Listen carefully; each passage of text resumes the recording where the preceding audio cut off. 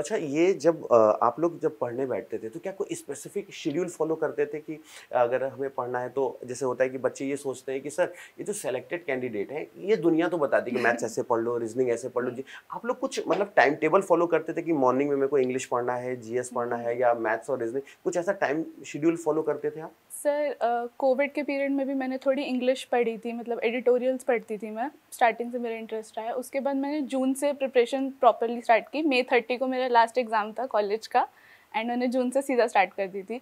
तो जून जुलाई अगस्त मैंने घर पे किया, फिर सितंबर से मैंने लाइब्रेरी ज्वाइन कर ली। 8 to 3 लाइब्रेरी ज्वाइन की, 7 आवर्स सिर्फ, ज़्यादा नहीं। Yes sir. तो उसमें मैं ऐसा करती थी कि 8 to 11 मैं मैथ्स पढ़ती थी, क्योंकि मैथ्स में टाइम कंज्यूम होता है काफ़ी।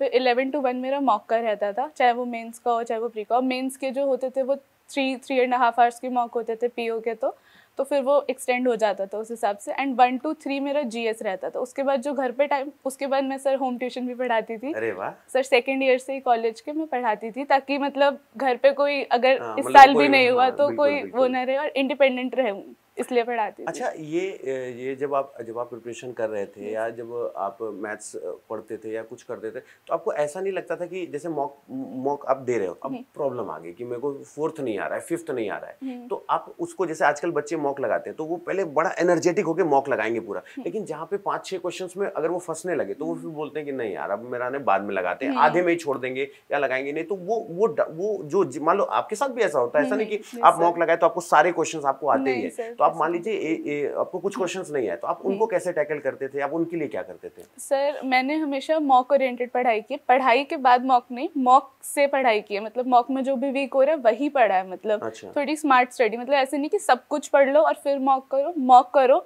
देखो उसमें क्या वीक हो रहा है और फिर पढ़ाई करो।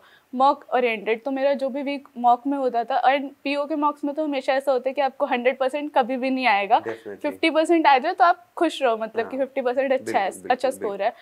है। एक ये देखना होता है कि टाइम के लिए मॉक बहुत ज़रूरी है, टाइम देखना है। फिर कुछ क्वेश्चन ऐसे होते हैं जो आपको कभी मेथड नहीं समझ आएगा, लेकिन ऑप्शन से ही सॉल्व होंगे, तो ये सब चीज़ें मॉक से ही डेवलप होती हैं। तो अगर मॉक से ही डरोगे तो मतलब सिलेक्शन तो बिल्कुल, नहीं हो नामुमकिन सकता। है।